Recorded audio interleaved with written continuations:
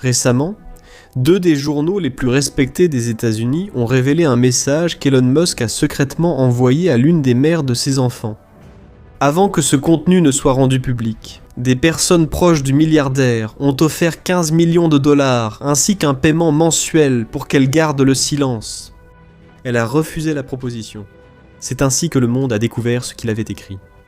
Dans le message, l'homme le plus riche de la planète parle d'une apocalypse possible et révèle qu'il met déjà en œuvre un plan pour se préparer à ce jour.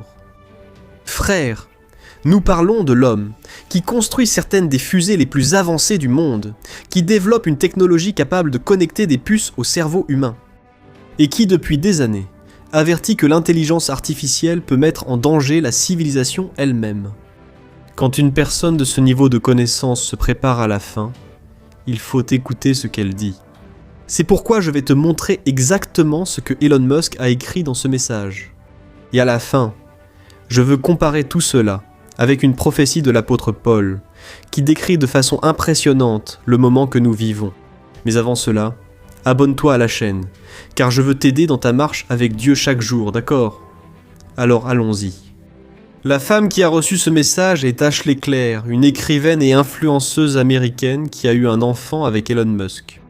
Pendant des mois, l'existence de cet enfant est restée secrète, jusqu'à ce qu'elle révèle publiquement que le bébé était le fils du milliardaire. Comme elle n'a pas accepté l'accord pour garder le silence, Ashley a remis les messages et les documents au journal. C'est ainsi que le message envoyé par Musk pendant la grossesse a été révélé. C'est passé de « Tu sais, tu es une excellente mère, tu devrais avoir plus d'enfants, nous devrions avoir des enfants. Ma seule ressource limitée c'est le temps. À tout à coup je suis enceinte, et il dit qu'on doit avoir recours à une mère porteuse. Il m'a envoyé un message. Il a dit qu'on devait utiliser des mères porteuses pour avoir une légion d'enfants avant l'apocalypse. J'ai la citation exacte, mais à toi de me le dire. C'est sur ton téléphone, vérifie si tu veux. Pour atteindre le niveau de légion avant l'apocalypse, il faudra utiliser des mères porteuses. Qu'est-ce qu'il veut dire ? En d'autres termes, il prônait d'avoir encore plus d'enfants, en utilisant d'autres femmes, parce qu'il croyait que la fin pouvait être plus proche qu'on ne le pense. Et il y a un détail qui attire l'attention. Elon Musk n'a jamais nié que ce message existait. Lorsque le reportage a été publié, sa seule réponse a été de se moquer du journal sur son réseau social, sans démentir le contenu révélé. Aujourd'hui, Elon Musk a au moins 14 enfants connus avec 4 femmes différentes.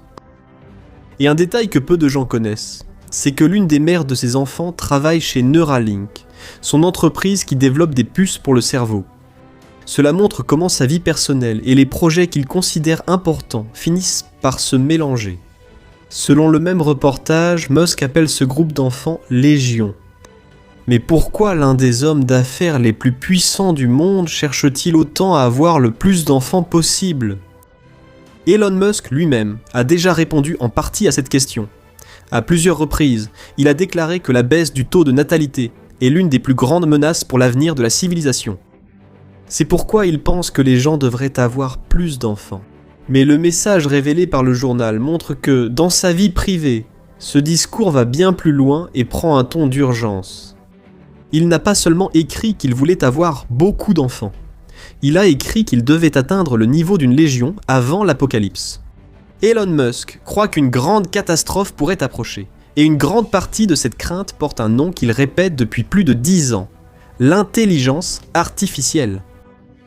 À un certain moment, Elon Musk a été interrogé sur l'avenir de l'intelligence artificielle. Sa réponse a attiré l'attention du monde entier. Il a dit que développer cette technologie revenait à invoquer un démon. Il a comparé la situation à quelqu'un qui croit pouvoir contrôler la force qu'il vient d'invoquer, mais qui, au final, se rend compte qu'il a complètement perdu le contrôle. Faites attention, frères, ce ne sont pas les paroles d'un pasteur ou de quelqu'un connu pour parler de la fin des temps. Ce sont les paroles de 2 hommes qui ont aidé à créer l'entreprise derrière ChatGPT. Quelques années plus tard, lors d'une réunion avec des gouverneurs des États-Unis, il a été encore plus direct. Il a dit que l'intelligence artificielle représente un risque réel pour la civilisation et a soutenu qu'elle devrait être réglementée avant qu'il ne soit trop tard.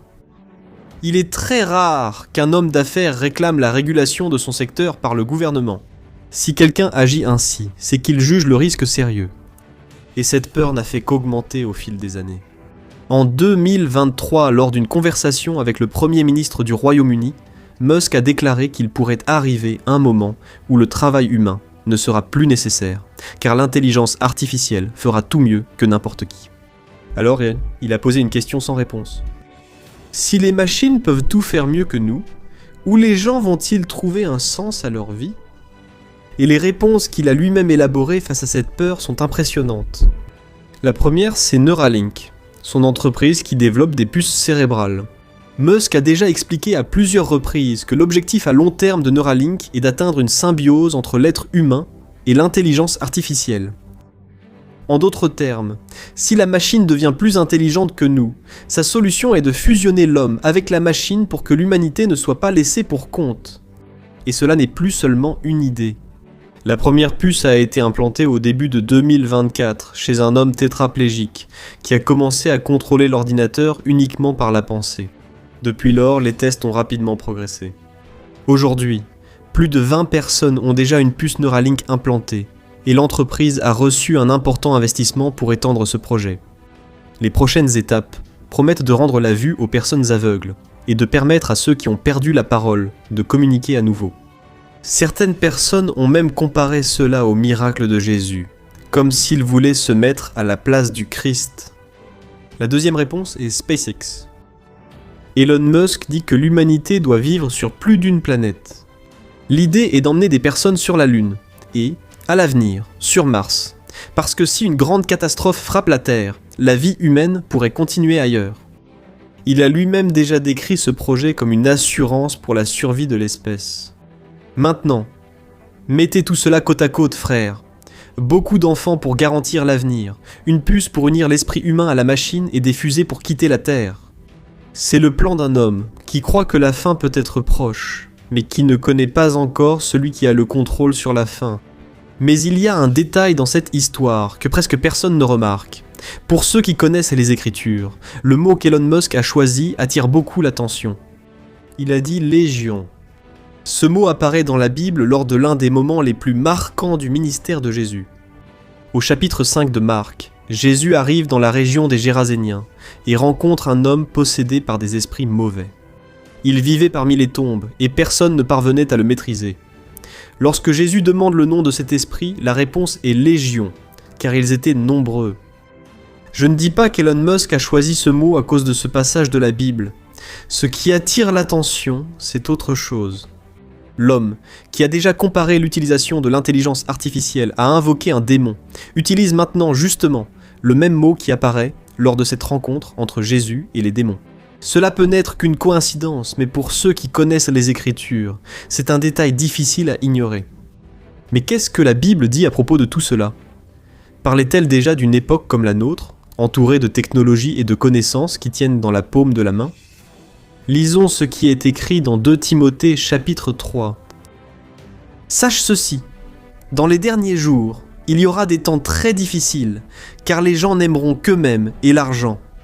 Elles seront arrogantes et orgueilleuses, se moqueront de Dieu, seront désobéissantes envers leurs parents et ingrates, ne considéreront rien comme sacré, n'auront aucune affection et ne pardonneront pas, calomnieront les autres et ne se maîtriseront pas. Elles seront cruelles et détesteront ce qui est bon, trahiront leurs amis, seront imprudentes, pleines d'elles-mêmes et aimeront les plaisirs au lieu d'aimer Dieu. Elles agiront comme des personnes religieuses, mais rejetteront la puissance qui pourrait les rendre pieuses. Éloigne-toi de telles personnes. Elles sont toujours en train d'apprendre, mais ne parviennent jamais à la connaissance de la vérité. Regardez ça, frère, toujours en train d'apprendre sans jamais parvenir à la connaissance de la vérité. Il suffit de regarder notre époque pour voir qu'il n'a jamais été aussi facile d'apprendre quelque chose. L'intelligence artificielle répond aux questions en quelques secondes, rédige des textes, résume des livres et résout des problèmes de toutes sortes. Mais, en même temps, nous n'avons jamais vu autant de confusion, autant d'anxiété et autant de personnes éloignées du savoir qui transforment vraiment la vie, la connaissance de Dieu. Et Elon Musk lui-même est la preuve vivante de cette parole. L'homme, ayant le plus accès à la connaissance sur la planète, a compris que la fin approche, mais toute cette intelligence ne l'a pas conduit à la vérité. La réponse qu'il a trouvée a été une légion d'enfants, une puce dans le cerveau et une fusée pour Mars. Et il y a un autre point qui attire l'attention. lorsque les disciples ont demandé à Jésus quels seraient les signes de la fin, dans Matthieu, chapitre 24. Le premier avertissement n'a pas concerné les guerres ni les tremblements de terre. Jésus a dit qu'il ne fallait pas se laisser tromper, car la tromperie serait l'une des marques des derniers jours. Aujourd'hui, l'intelligence artificielle est déjà capable de créer des vidéos de personnes disant des choses qu'elles n'ont jamais dites, de copier des voix et de produire des images si réalistes que presque personne ne peut faire la différence. Pour la première fois dans l'histoire, il existe une technologie capable de tromper des millions de personnes en même temps, ce qui rappelle le scénario décrit par la Bible lorsqu'elle parle des signes et des prodiges qui conduiraient beaucoup de gens à l'égarement. Et le plus grand danger de l'intelligence artificielle n'est pas un robot détruisant l'humanité, comme le montrent les films. Le plus grand danger, c'est la place qu'elle occupe, petit à petit, dans le cœur des gens. Aujourd'hui, des millions de personnes s'y tournent pour savoir comment élever leurs enfants, avec qui se marier, quelles décisions prendre et dans les moments d'angoisse, cherchent en elles la consolation qu'elles cherchaient autrefois en Dieu. Regarde ça, direction, conseil et consolation. La Bible montre que ces choses appartiennent à Dieu, au Saint-Esprit et à sa parole. Quand n'importe quoi prend cette place, cela devient une idole. Le plus impressionnant, c'est qu'Elon Musk semble avoir compris une partie de ce problème. Il a compris que, lorsque la création essaie de prendre la place du créateur, le résultat peut être la destruction. C'est pourquoi il a parlé de démons et d'apocalypse. Mais au lieu de se tourner vers Dieu pour trouver la solution, il a placé son espoir dans la technologie. L'apôtre Paul a écrit dans Romains que nous ne devons pas vivre comme ce monde vit, mais laisser Dieu transformer notre esprit, afin que nous puissions connaître sa volonté bonne, agréable et parfaite. La Bible parle d'un esprit renouvelé par Dieu, pas d'un esprit connecté à une puce ni guidé par un algorithme. La différence entre Elon Musk et le chrétien n'est pas de voir que quelque chose de grand pourrait approcher. Nous le croyons aussi. La différence réside dans la réponse. Alors qu'il essaie de trouver un moyen de survivre à la fin, nous annonçons l'évangile parce que nous connaissons celui qui viendra à la fin. Alors, que tu aies la sagesse et le discernement d'utiliser la technologie comme un outil, et ne la laisse jamais prendre la place que Dieu devrait occuper dans ta vie. Aucune machine n'a donné sa vie sur la croix pour toi. Amen ?